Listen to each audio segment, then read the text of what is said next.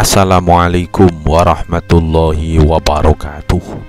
Sahabat-sahabat yang dirahmati Allah Subhanahu wa ta'ala, salah satu murid istimewa dari Hadratus Syekh Kiai Haji Muhammad Hasyim Asy'ari, pendiri Nahdlatul Ulama, adalah Kiai Haji Arwani Amin, Kudus, Jawa Tengah. Kiai Haji Arwani Amin Kudus ini adalah santri istimewa Kiai Haji Hasyim Asy'ari. Bahkan Kiai Haji Arwani Amin pernah dilamar oleh gurunya itu, Kiai Haji Hasyim Asy'ari, agar mau menjadi menantunya. Tapi sayang, takdir berkata lain. Ayahanda Kiai Arwani, yakni Kiai Amin, tidak berkenan kalau putranya diboyong ke Tebu Ireng, Jombang. Kiai Arwani Amin Kudus lebih masyhur dikenal sebagai sosok ulama ahli Al-Quran di Indonesia. Ia mengaji Al-Quran kepada ulama besar dari Yogyakarta, yakni Kiai Haji Muhammad Munawwir Kerapyak. Kiai Arwani menghatamkan seluruh ilmu Quran kepada guru besar Al-Quran di Indonesia, yakni Kiai Munawwir Kerapyak. Kisah hidup Kiai Arwani adalah kisah keteladanan. Hidupnya diabdikan sepenuh-penuhnya untuk umat. Waktunya 24 jam diberikan kepada umat, mendidik para santri, mengaji bersama masyarakat, dan lain sebagainya. Nama Kiai Arwani Amin Kudus juga masyhur dikenal sebagai waliullah. Karomah-karomahnya diakui para ulama pada zamannya. Pesantren Yambu'ul Quran Kudus yang didirikannya menjadi kiblat para hafidh-hafidhoh, sehingga ribuan para santri datang ke Kudus untuk menimba ilmu di pesantren Yambu'ul Quran ini. Kini pesantrennya diasuh oleh putranya, yakni Kiai Haji Ulin Nuha Arwani dan Kiai Haji Ulil Albab Arwani. Karomah Kiai Arwani Kudus memang masyhur dan diakui. Salah satu karomah ini terjadi saat satu peristiwa di Terminal Terboyo, Semarang. Saat itu Kiai Arwani Kudus mengalami tragedi berupa kecopetan. Entah sudah tahu atau memang pura-pura tidak tahu, Kiai Arwani tidak peduli jika baru saja kecopetan. Santri yang mendampingi dan tahu kejadian kemudian mengejar pencopet tersebut. "Copet, copet, copet!" teriak santri itu sambil mengejar. Karenanya suasana menjadi gaduh, serabutan, karena orang lain juga ikut mengejar si pencopet tersebut. Tapi sayang, pencopetnya yang terlalu lincah berlari dan bisa menemukan tempat persembunyian. Akhirnya ia gagal ditangkap. Santri tersebut dan masyarakat saat itu yang menyaksikan tentu saja kecewa dan marah-marah sampai pencopet itu tidak bisa ditemukan.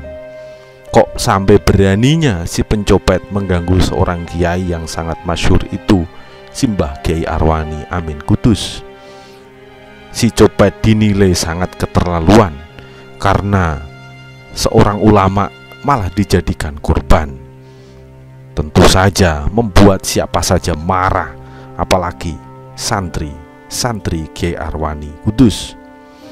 Bagi si pencopet, siapa saja yang pegang uang tentu saja ia akan mengambilnya. Dia tidak memperdulikan siapapun itu, termasuk seorang ulama sekalipun, Kiai Arwani Amin Kudus. Karenanya santrinya merasa sangat menyesal atas kejadian yang menimpa gurunya ini. Tapi ternyata Ki Arwani biasa-biasa saja. "Kiai, panjenengan baru saja kecopetan," kata santri itu memberitahu gurunya. "Oh ya," jawab Kiai Arwani santai-santai saja. "Benar Kiai, tapi mohon maaf kami gagal menangkap si pencopet. Keterlaluan betul pencopet itu Kiai." "Alhamdulillah, sudahlah kalian tidak perlu ribut-ribut. Saya bersyukur yang dicopet itu saya," jawab Kiai Arwani, yang membuat santrinya itu bingung apa yang dimaksud oleh gurunya. "Apa maksudnya panjenengan Kiai?" Syukur, alhamdulillah, karena saya yang dicopet, bukan saya yang jadi pencopetnya." Tentu saja si santri itu menjadi bengong, bingung, tidak mengerti dengan jawaban sang kiai. "Kok bisa begitu Kiai?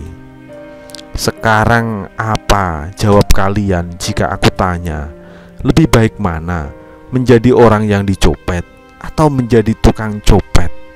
tanya Kiai Arwani kepada muridnya saat itu yang disaksikan oleh orang-orang di sekitarnya. Tentu saja jawaban Kiai Arwani ini menusuk hati muridnya, santrinya, dan orang-orang yang menjadi saksi saat itu. Mereka semua akhirnya sadar pelajaran sangat berharga mereka dapatkan dari seorang ulama ahli Al-Quran yang sangat dihormati oleh umat Islam di Indonesia saat itu. Benar yang disampaikan oleh Kiai Arwani bahwa lebih baik yang dicopet daripada menjadi tukang copet. Semoga santri yang saat itu mencopet uang Kiai Arwani mendapatkan hidayah dari Allah Subhanahu wa Ta'ala. Kiai Arwani sendiri tetaplah sosok ulama besar yang tidak pernah memendam dendam. Justru beliau selalu mendoakan siapa saja, siapapun itu, bahkan pencopet sekalipun, karena hatinya yang begitu bersih, hatinya yang begitu tulus, tak memandang siapapun, semuanya diniatkan hanya semata karena Allah Subhanahu wa Ta'ala. Itulah pelajaran luar biasa dari seorang ulama besar, Kiai Haji Arwani Amin Kudus, yang murid-muridnya kini tersebar di mana-mana, menjadi ulama-ulama panutan, menjadi ahli Al-Quran yang menyebarkan kalam-kalam Allah kepada umat Islam di Indonesia. Semoga keteladanan, hikmah, perjuangan, dan pelajaran dari Kiai Haji Arwani Amin Kudus ini memberikan makna dan hikmah kepada kita semua, sehingga kita mendapatkan berkah dari para waliullah, para kekasih Allah Subhanahu wa Ta'ala. Amin ya rabbal alamin. Wassalamualaikum warahmatullahi wabarakatuh.